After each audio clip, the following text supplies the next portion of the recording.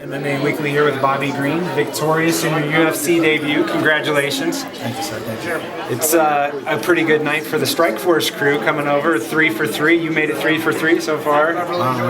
How was it for you? Did the fight kind of go the way you expected without a Jacob Volkman? Because he was a little more animated than normal. He's usually a pretty methodical type fighter, and you kind of got him going tonight.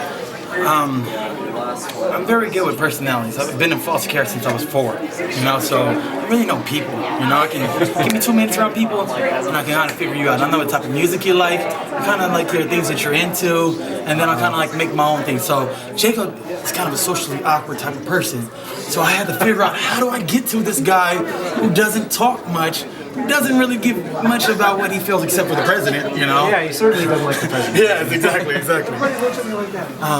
And it was just trying to really get under their skin, and play just right. Do you feel like that's why he came out so aggressive against you? And maybe he went for the choke a lot. Yeah. And, had you in the position. That's what he predicted, that he was going to submit me in the first round. But he did Shane Roller, which was a rear naked choke. So I figured he'd do the same to me.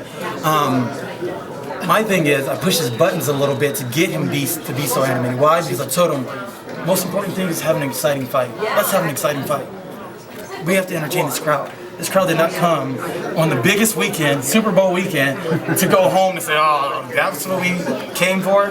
Not on my watch. My thing is to get someone out of their seat. Get someone to stand up and say, I'm motivated, I feel this. I have this surge of energy going through me, Get someone to stand up. Now, he was able to get to the choke a lot, but were you ever worried about it? Did you feel like, because you never looked like you're even close to it. No, sir. There's some times where he was trying to choke me and I was like, okay, what are you doing? No, just try to have fun. Did you anticipate that you'd be turning the tables on him in the later part of the fight and being the one who chokes him? I did not anticipate that. My thing is, I don't stop coming at you. Keep going. He said it before that Minnesota and his whole college wrestling, their whole thing was to break the other man. Well, I'm a wrestler too, but he doesn't know that. He didn't have an idea that I know wrestlers and I do wrestling too. So it's my same concept. I'm gonna break you. Sooner or later, you're gonna break. So after the first round, he started to slow down. I'm like, okay, now let's see if he breaks. Let's push that gas pedal on him.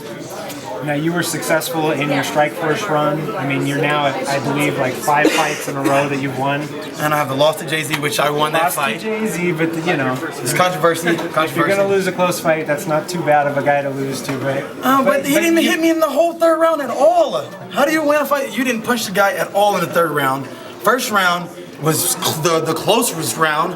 And then the 2nd round, I whooped your butt, except that you got a takedown, you got mount, and then you went for the choke at the end of the 10 seconds, so it makes you look like you won that round. Probably not going to let us go back and try to fight that one. Yeah, I think you probably hit that statute of limitations. I'm just a soldier. Whatever God puts in my way, that's just the way it is. Well, you're now 5 in a row, rolling, and in the octagon. What can UFC fans expect out of Bobby Green coming up? I don't know what my path is or what it's going to be next for me. Just know this is going to be exciting.